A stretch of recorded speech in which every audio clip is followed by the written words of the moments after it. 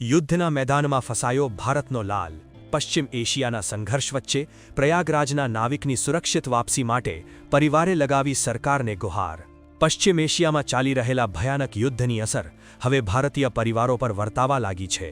ઉત્તર પ્રદેશના પ્રયાગરાજનો એક પરિવાર છેલ્લા કેટલાય દિવસોથી રાત દિવસ ચિંતામાં વિતાવી રહ્યો છે, કારણ કે તેમનો દીકરો સની કુમાર ઈરાન પાસેના યુદ્ધ ક્ષેત્રમાં ફસાઈ ગયો છે.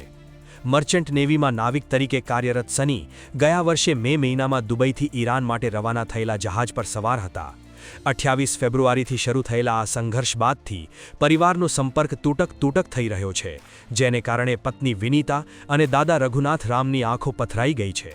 बस हमारा भारत सरकार से यही निवेदन है कि मेरे पति को जल्दी से यहाँ वापस लाए, जल्द से जल्द सही सलामत. अभी मेरे पति सही सलामत है. मेरी बात उनसे हुई थी परसों, और अभी मैं बस यही चाहती हूँ भारत सरकार मतलब जितने भी मतलब जहाँ तक मेरी बात पहुँचे, बस यही है कि मेरे पति जल्द से जल्द इंडिया वापस आ जाएं सही सलामत. પરિવારના જણાવ્યા અનુસાર યુદ્ધને કારણે ઈરાનથી આવતી તમામ ફ્લાઇટ્સ અને જહાજોની અવરજવર બંધ થઈ ગઈ છે, જેના કારણે સની ત્યાં જ અટવાઈ ગયા છે. अब क्या कारण है, अब लड़ाई हुई है, उसको आने का मौका नहीं मिला, कोई कन्विंस नहीं है. ना जहाज ही आ सकता है, हवाई जहाज ने, ना पानी का जहाज ही कोई आ ही नहीं सकता है, तो कैसे वो आएगा.